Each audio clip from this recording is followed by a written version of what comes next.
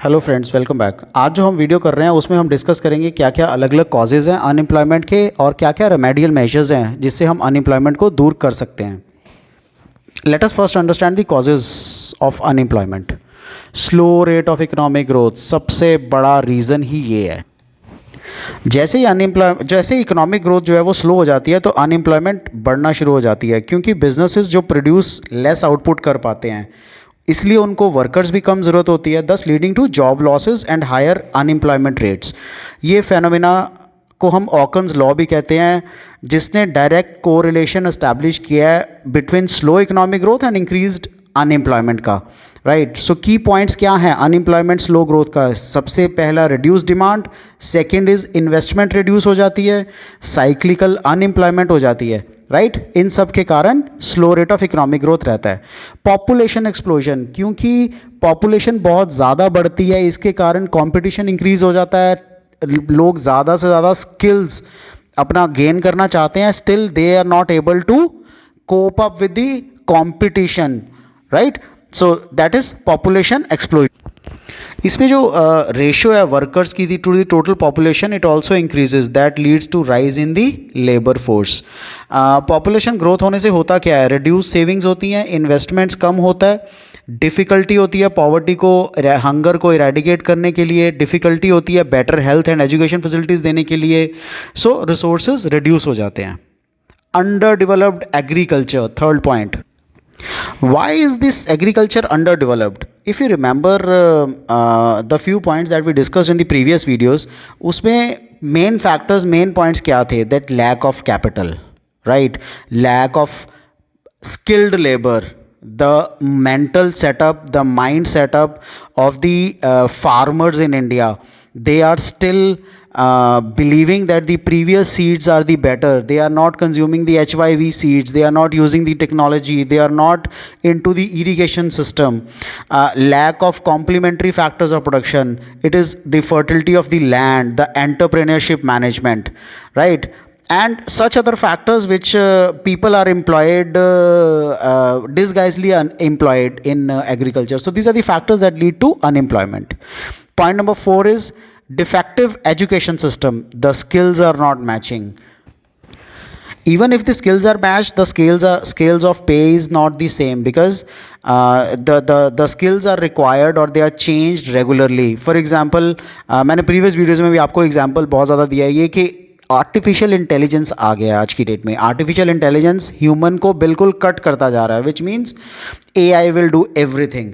Right, so होता क्या है, ये अनएम्प्लॉयमेंट के कारण, डिफेक्टिव एजुकेशन सिस्टम के कारण एक ऐसी सिचुएशन आ जाती है where people are unable to find the jobs despite having the educational qualifications. इसका रीज़न क्या है? एजुकेशन सिस्टम फ्लॉ है, उसमें एक फ्लॉ है। Often lacking the practical skills नहीं सिखाते, not adequately preparing the graduates for the jobs that are available in the market. इससे फेनोमिना क्या होता है? एजुकेटेड अनएम्प्लॉयमेंट इंक्रीज होती है।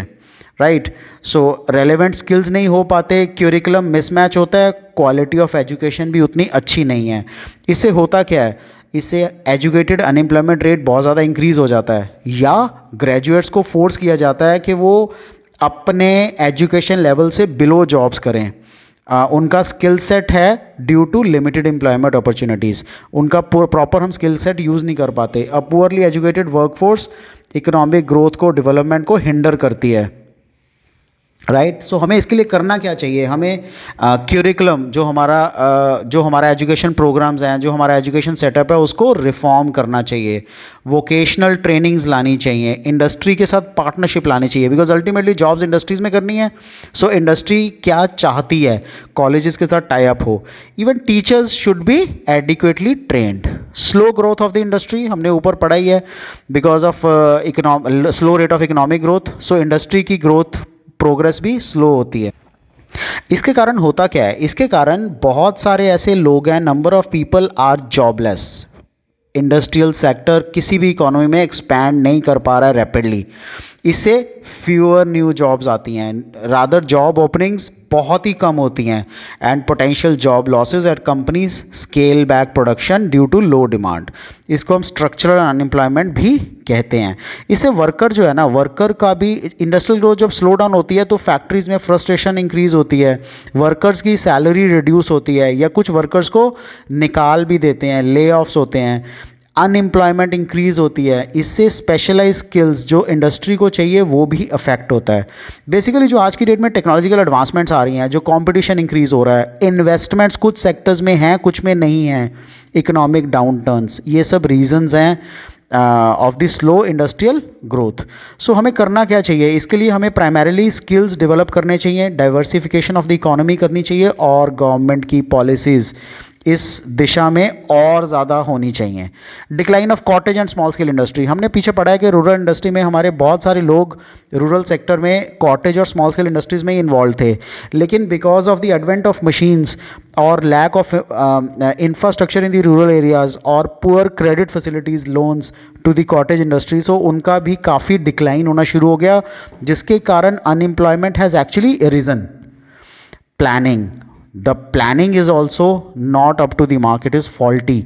अब faulty planning से हमारा मतलब क्या है? faulty planning means एक बड़े हाई लेवल तक, सिग्निफिकेंट लेवल तक अनएम्प्लॉयमेंट अराइज हो जाती है क्योंकि पुअरली डिज़ाइंड इकोनॉमिक पॉलिसीज़ या जो हमारे डेवलपमेंटल प्लान्स हैं वो हमारा मिसमैच होता है, या जॉब्स में, वर्कफोर्स में जो लोग चाहिए वो हम प्लान प्रॉपरली नहीं कर पाते। So it affects all the sectors, the infrastructure sector, faulty planning, infrastructure sector, industrial sector, agriculture sector, foreign sector, it affects everyone.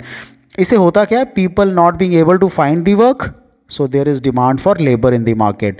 the planning did not adequately consider job creation as a priority, नहीं वो consider करते। की points क्या हैं unemployment के, faulty planning के? Basically lack of focus होता है जॉब क्रिएशन का, स्किल्स मिसमैच होते हैं, इनएडिक्वेट इंफ्रास्ट्रक्चर डेवलपमेंट है, एंड रीजनल डेवलपमेंट भी प्रॉपर नहीं हो पाती। सो फॉल्टी प्लानिंग जो अनएम्प्लॉयमेंट को लीड करती है, बहुत ज़्यादा लीड करती है, रादर फॉल्टी प्लानिंग के कारण बहुत ज़्यादा अनएम्प्लॉयमेंट इंक्रीज़ हो सकती है। कैसे? ओवर एम्फेसाइज होता है हैवी इंडस्ट्री, हम कहते हैं कि लार्ज स्केल इंडस्ट्रीज़ ओपन करो, उससे बहुत एम्प्लॉयमेंट मिलेगी, लेकिन उससे बहुत सारे रिसोर्सेज भी जाएंगे, वोकेशनल ट्रेनिंग नहीं है, and poor implementation of economic policies. So हमें करना क्या चाहिए, हमें कॉम्प्रिहेंसिव एम्प्लॉयमेंट स्ट्रैटेजीज़ बनाने चाहिए, एक सेक्टर के लिए नहीं, मल्टीपल सेक्टर्स के लिए। स्किल डेवलपमेंट इनिशिएटिव्स होने चाहिए, बैलेंस्ड रीजनल डेवलपमेंट होनी चाहिए, एंड इफेक्टिव पॉलिसी इवैल्यूएशन हमें बनाना बहुत ही ज़रूरी है। Next is inadequate employment planning. So मैंने फॉल्टी प्लानिंग में वही चीज़ कवर की है कि जो एम्प्लॉय कैसे होंगे, किस बेस पे उनको जॉब्स देनी है, वो प्लानिंग ही प्रॉपर नहीं है, वो इनएडिक्वेट एम्प्लॉयमेंट प्लानिंग है। लोग प्लान ही नहीं कर पा रहे हैं क्योंकि हमारी पॉपुलेशन इतनी ज़्यादा ग्रो हो रही है, तो हम उस पॉपुलेशन के साथ मैच नहीं कर पा रहे अपने आप को। सो इससे क्या हो रहा है, गैप रख रहा है between the number of jobs that are available and the number of people who are looking out for the jobs.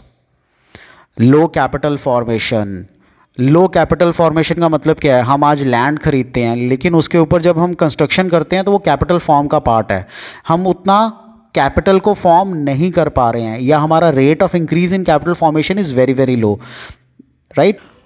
सो कारण क्या है इन सब चीज़ों के, एक ऐसी सिचुएशन आ जाती है जहाँ पे लैक ऑफ इन्वेस्टमेंट है, इनएडिक्वेट कैपिटल एकमुलेशन हो रहा है किसी भी इकोनॉमी में, इससे limited business expansion and job creation होती है, resulting in high unemployed rates, इससे अनएम्प्लॉयड का रेट बहुत बढ़ जाता है। When there is not enough money being invested in new industries and infrastructure, there aren't enough jobs to absorb the available workforce, को absorb करने के लिए उतनी जॉब्स भी नहीं बच पाती हैं। की पॉइंट्स इसके क्या होंगे, इससे बिजनेस की ग्रोथ पे इम्पैक्ट होता है, इकोनॉमिक एक्टिविटी प्रॉपर हो नहीं पाती। अब लो कैपिटल फॉर्मेशन का रीज़न क्या हो सकता है, low savings rate, political environment is unstable, lack of access to credit and poor infrastructure. So हमें करना क्या चाहिए, इन्हीं जो कॉजेज़ थे इनको हमें रिमूव कर देना चाहिए, which means we have to promote the savings, then investment friendly policies बनानी चाहिए, develop the financial markets, and we have to infrastructurally develop ourselves. Excessive use of foreign technology, हमें फॉरेन टेक्नोलॉजी ज़रूरत से ज़्यादा हम यूज़ करने लग गए हैं, इससे क्या हो रहा है, जो हमारी लेबर है, क्योंकि टेक्नोलॉजी एक तो यूज़ हो रही है तो हमारी लेबर यूज़ नहीं हो रही है। दो ही मेथड्स है ना कंस्ट्रक्शन के, मैन्युफैक्चरिंग के, या तो कैपिटल इंटेंसिव होना चाहिए या लेबर इंटेंसिव होना चाहिए। अगर हम टेक्नोलॉजी यूज़ कर रहे हैं वो भी फॉरेन की टेक्नोलॉजी, तो हमारी मैन्युफैक्चरिंग तो इंडिया में हो ही नहीं पा रही है, क्योंकि हमारे कंट्री में मैन्युफैक्चरिंग नहीं हो पा रही है। इससे unemployment rate is increasing. Lack of financial resources, उतने फाइनेंसेस, उतने रिसोर्सेज नहीं हैं जितने हमें चाहिए। इस कारण से प्रॉपर इन्वेस्टमेंट नहीं हो पा रही, तो हमारी कैपिटल फॉर्मेशन नहीं है, इससे हमारी प्लानिंग फॉल्टी होती जा रही है, राइट। हमारा industrial growth, economic growth slow हो रहा है, एग्रीकल्चर को हम सपोर्ट नहीं कर पा रहे हैं। So lack of financial resources सबसे इंपॉर्टेंट फैक्टर है। इंक्रीज़ इन लेबर फोर्स, हमने अभी डिस्कस किया ना कि पॉपुलेशन ज़रूरत से ज़्यादा इंक्रीज़ कर गई है। जितनी ज़्यादा इंक्रीज़ इन पॉपुलेशन होगी, उनको रिसोर्सेज भी उतने ही चाहिए, उनको एम्प्लॉयमेंट अपॉर्चुनिटीज़ भी चाहिए, राइट। सो अनएम्प्लॉयमेंट के इंक्रीज़ होने का एक अनदर बड़ा reason increase in labour force भी है। इससे होता क्या है प्राइमरी, क्योंकि ज़्यादा से ज़्यादा लोगों को जॉब्स चाहिए। जैसे ही वो ज़्यादा से ज़्यादा लोग एक्टिवली जॉब को सीख करते हैं, नंबर ऑफ़ जॉब्स उतनी ही हैं, स्टेगनेंट हैं। इससे larger pool of potential workers बनता है, जिससे limited positions, limited number of positions भर पाती हैं। स्ट्रक्चरल अनएम्प्लॉयमेंट हम इसी को बोलते हैं, जब skills of the new entrants to the labour force match नहीं कर पाता जो डिमांड चाहिए उस मार्केट को। सो इसका रीज़न प्राइमरीली क्या है? इंक्रीज इन लेबर फोर्स का प्राइम रीज़न है पॉपुलेशन ग्रोथ, और स्किल मिसमैच अनएम्प्लॉयमेंट का सबसे बड़ा रीज़न है। Then economic factors and demographic factors. करना क्या चाहिए हमें? स्किल डेवलपमेंट प्रोग्राम चलाने चाहिए, एंटरप्रेन्योरशिप को प्रमोट करना चाहिए। Why shall a labour a person look out for a job, rather they shall be creating the job. Economic diversification होना चाहिए and labour market policies improve करनी चाहिए हमें, right. These were the causes of unemployment. अब remedial measures में क्या है? Remedial measures में है जो हमने पीछे पढ़ा है ना सारा, उसी का एक काउंटर है ये। So remedial measures for unemployment, accelerating growth of GDP. जितना हमारे इकोनॉमिक पैरामीटर्स, जितना हमारा जीडीपी ग्रो करेगा, हमारा जीडीपी ग्रो कैसे करेगा? हमारा जीडीपी ग्रो करेगा ज़्यादा से ज़्यादा एक्सपेंडिचर करने पे। कौन कौन एक्सपेंडिचर करेगा? The house hold sector expenditure करेगा, द गवर्नमेंट सेक्टर एक्सपेंडिचर करेगा, एंड ज़्यादा से ज़्यादा इन्वेस्टमेंट एक्सपेंडिचर होगा। जितना ज़्यादा इन्वेस्टमेंट एक्सपेंडिचर होगा तो फ्यूचर में chances of increase would be more, right. So हमारी इकोनॉमिक ग्रोथ और ज़्यादा होगी जितना से जितना ज़्यादा हम वैल्यू प्रोड्यूस करेंगे। हमारा बैलेंस ऑफ पेमेंट्स पोजीशन सुधरेगा, हमारी foreign dealings, foreign trade improve होगा, हमारा इंडस्ट्रियल मैन्युफैक्चरिंग होगा, राइट। तभी तो हमारा growth rate of GDP increase होगा। Control of population, we have recently discussed in the previous point कि हमारा जितना पॉपुलेशन ग्रोथ हो रहा है उसका सबसे बड़ा नुकसान क्या हो रहा है? पॉपुलेशन ग्रोथ के कारण हमें उनको सर्वाइव करने में बहुत दिक्कत आ रही है। हमें आज भी उनको सर्वाइव करवाना बहुत मुश्किल हो रहा है। हमें इतने रिसोर्सेज चाहिए, उनके लिए जॉब्स चाहिए, but there is an explosion of population rather. जितनी पॉपुलेशन ग्रो हो रही है ना, उतनी तो जॉब्स क्रिएट ही नहीं हो पा रही हैं। इससे leading to a larger pool of potential workers competing for a limited number of positions. पहले जिस जॉब के लिए 10 लोग होते थे, अब उस जॉब के लिए 1000 लोग अप्लाई करते हैं। So it is important to note that managing population growth is not a comprehensive solution to the unemployment and should be accompanied by other economic policies, and we have to be focused on the job creation and skill development. हमें ये भी ध्यान देना पड़ेगा labour supply, labour demand कितनी है। Economic development जितनी ज़्यादा होगी, जितना स्किल डेवलपमेंट होगी, उतना ही हम लोग बेटर ग्रो कर पाएंगे। हमारे डेमोग्राफिक्स भी अकॉर्डिंगली सेट रहेंगे। Development to small scale industries, छोटी छोटी स्मॉल स्केल इंडस्ट्रीज जितनी ज़्यादा डेवलप होंगी, अनएम्प्लॉयमेंट उतना ही रिड्यूस होगा। स्मॉल स्केल इंडस्ट्रीज छोटी छोटी हर जगह खोली जा सकती हैं। उससे क्या होगा? Large number of job opportunities मिलेंगी रूरल एरियाज़ में। लेबर इंटेंसिव नेचर होती है तो कैपिटल इंटेंसिव इनकी नेचर कम होती है। So because of the labour intensive nature यहाँ पे लोग ज़्यादा से ज़्यादा इन्वेस्ट करेंगे, उससे एक्सेसिबल होगा wider pool of entrepreneurs and workforce. इससे होगा क्या? हाई एम्प्लॉयमेंट पोटेंशियल, जो भी हमारा एम्प्लॉयमेंट का पोटेंशियल है वो और ज़्यादा बढ़ेगा, राइट। स्मॉल स्केल इंडस्ट्रीज़ में लोग ज़्यादा से ज़्यादा जॉब करेंगे, उससे लोकल इम्पैक्ट भी आएगा। लोकल इम्पैक्ट का मतलब क्या है? They provide employment opportunities to the local communities, they access to the entrepreneurs, low capital जो रिक्वायरमेंट्स हैं, they allow more people to start their own small businesses. Promoting self employment को वो promote करते हैं। Flexibility, small scale industries can adapt quickly to changing market demands which helps in maintaining the employment levels. Skill development भी इससे ज़्यादा होता है। Encouragement in infrastructure, जितने भी रोड्स, डैम्स, ब्रिजेस हम बनाएंगे उतना ज़्यादा एम्प्लॉयमेंट अपॉर्चुनिटीज़ मिलेंगी। Not in to these sectors, for example construction of roads, dams के लिए नहीं एम्प्लॉयमेंट, बल्कि इसके साथ साथ to the far flung rural areas में लोग इंडस्ट्री सेटअप करेंगे, वहाँ पे ज़्यादा से ज़्यादा रूरल में एम्प्लॉयमेंट इससे मिलेगा। रैपिड इंडस्ट्रियलाइजेशन, मैक्सिमम जो जॉब्स होती हैं वो इंडस्ट्रियल सेक्टर्स में ही अवेलेबल होती हैं। सो जितनी ज़्यादा से ज़्यादा इंडस्ट्री लगेगी उसका फ़ायदा क्या होगा, उससे एम्प्लॉयमेंट उतना जल्दी रिड्यूस होगा। सबसे ज़्यादा इम्पैक्ट इसमें क्या आएगा, लार्ज नंबर ऑफ़ जो जॉब्स हैं मैन्युफैक्चरिंग और रिलेटेड सेक्टर्स में, जितनी ज़्यादा हम क्रिएट करेंगे उससे अनएम्प्लॉयमेंट रिड्यूस होता है, उससे अंडर एम्प्लॉयड जो रूरल एरियाज़ में यूथ है वो अर्बन सेंटर्स में आता है जहाँ पे इंडस्ट्रीज़ लोकेटेड होती हैं, उससे उनको पोटेंशियल एम्प्लॉयमेंट अपॉर्चुनिटीज़ मिलती हैं। इससे इंक्रीज्ड जॉब क्रिएशन होता है। जितना ज़्यादा हम फैक्ट्रीज़ और इंडस्ट्रीज़ बनाएंगे, इंडस्ट्रियलाइजेशन करेंगे, उससे वर्कफोर्स उनको ऑपरेट करने के लिए भी चाहिए, जिससे direct increase in available jobs होगा। People will shift from agriculture, जिससे डिसगाइज्ड अनएम्प्लॉयमेंट की रिड्यूस होगी। सो उससे क्या होगा, labour from traditional agriculture sectors were under employed, वो प्रेवलेंट है, बट उससे stable jobs, higher paying jobs होंगी, जिससे उनकी इकोनॉमिक कंडीशन भी इम्प्रूव होगी। Next point is development of agriculture. जितना एग्रीकल्चर इंप्रूव होगा, पर्टिकुलरली कंट्री लाइक इंडिया जहाँ पे आज भी around 50% of the people are still into agriculture, so जितना एग्रीकल्चर डेवलप होगा उतनी एम्प्लॉयमेंट अपॉर्चुनिटीज़ बढ़ेंगी। एग्रीकल्चर में सिर्फ एग्रीकल्चर मतलब नहीं है, primary sector rather, which include the animal husbandry and live stock farming, right. इससे एग्रीकल्चर प्रोडक्टिविटी इंक्रीज़ होगी, उससे इनकम इंक्रीज़ होगी।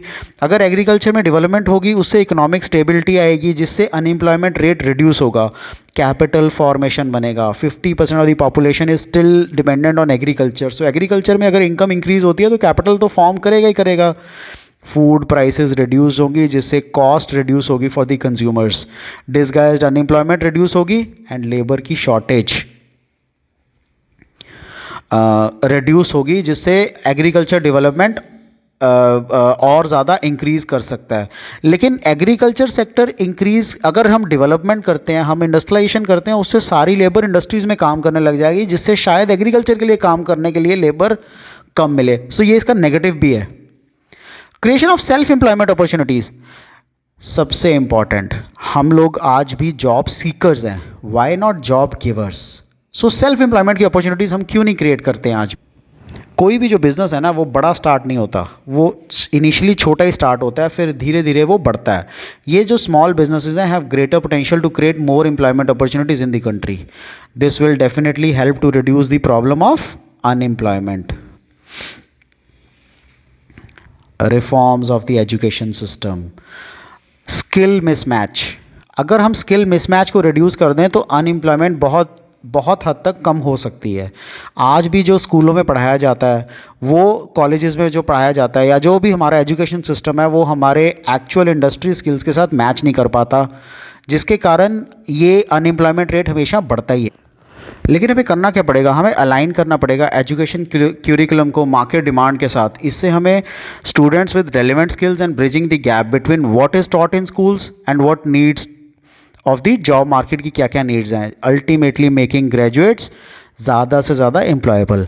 So this is true when reforms incorporate the vocational training, practical skills, इससे और ज़्यादा डेवलपमेंट होगी। Career guidance देनी ज़रूरी है to the graduates, relevant market relevance to the market क्या क्या करना इंपॉर्टेंट है, हायर एम्प्लॉयबिलिटी ज़रूरी है, एंटरप्रेन्योरशिप प्रमोशन स्कीम ज़रूरी हैं, राइट। इसके लिए गवर्नमेंट ने कुछ एफर्ट्स तो ज़रूर किए हैं by making new education policy, right. उसमें काफ़ी सारे स्किल्स डेवलपमेंट पे फोकस किया गया है, अप्रेंटिसशिप प्रोग्राम बनाए हैं, डिजिटल ट्रेनिंग लिटरेसी में देनी शुरू की है गवर्नमेंट ने। सो काफ़ी सारे रिफॉर्म्स हुए हैं, but we still have to see the result कि अनएम्प्लॉयमेंट रिड्यूस हुई कि नहीं हुई। Manpower planning, manpower, population explosion, जितना कम होगा पॉपुलेशन उतना ही ज़्यादा हमारा अनएम्प्लॉयमेंट डिक्रीज़ होगा। जितने लोग हमारे एम्प्लॉयबिलिटी के लिए आ जाते हैं, the jobs are not being created. So लोगों को फिक्स कहाँ करना है, किस जॉब के लिए किसको भेजना है, by strategically aligning the skills of the workforce जो इंडस्ट्री की नीड्स है उसके साथ, इससे होगा क्या, better match between available jobs and the skills of job seekers, thereby facilitating efficient hiring practices and reducing the skill gaps. Ultimately it leads to more employment opportunities. जब जितने भी हमारे स्किल के गैप्स हैं, अगर हम current workforce जो है हमारी, जो काम करने वाले लोग हैं और फ्यूचर जो जॉब में डिमांड्स आ रही हैं, अगर हम उनको अलाइन कर लें, मैन पावर प्लानिंग कर लें, राइट, जो स्किल्स लैकिंग हैं उनको स्किल्स दे दें, तो उससे हमारी एम्प्लॉयमेंट जो है वो इंक्रीज़ हो जाएगी, अनएम्प्लॉयमेंट रेट बहुत ज़्यादा रिड्यूस हो जाएगा। जो रिक्रूटमेंट पॉलिसीज़ हैं, हायरिंग पॉलिसीज़ हैं, किस बेस पे ओवर स्टाफिंग को अवॉइड करें, रीजनल डेवलपमेंट, लोगों को रूरल सेक्टर वालों को रूरल सेक्टर में ही काम करने दें, not to encourage them to come to the urban areas, rather वहाँ पे अपॉर्चुनिटीज़ ओपन करें जिससे वो वहीं पे अपना सेटअप कर पाएँ। एंटरप्रेन्योरशिप को सपोर्ट करें, career advancement, career development programmes हमें चलाने चाहिए। Special employment programmes, government has started few of these programmes, जैसे मनरेगा जैसे प्रोग्राम गवर्नमेंट ने शुरू किए हैं। इनके बाद अनएम्प्लॉयमेंट बहुत हद तक रिड्यूस हुई है, but lot needs to be done. जैसे prime minister employment generation programme, Mahatma Gandhi national rural employment guarantee scheme जो मनरेगा की हम बात करते हैं, right, there are few other schemes in the name of Deen Dayal Antyodaya Yojana. इन सब स्कीम्स के through government has started gathering the data and then making the effort जिससे अनएम्प्लॉयमेंट रिड्यूस हो। इससे गवर्नमेंट के ऊपर भी बहुत सारा बर्डन रिड्यूस होता है। So these are the measures जिनके थ्रू हम रेमेडियल मेजर्स हैं प्राइमरीली, जिनके थ्रू हम अनएम्प्लॉयमेंट को रिड्यूस कर सकते हैं। That's it on this topic from me. आपको इसमें कोई भी डाउट हो, do let me know, I will take care, clear all your doubts. Take care, good bye.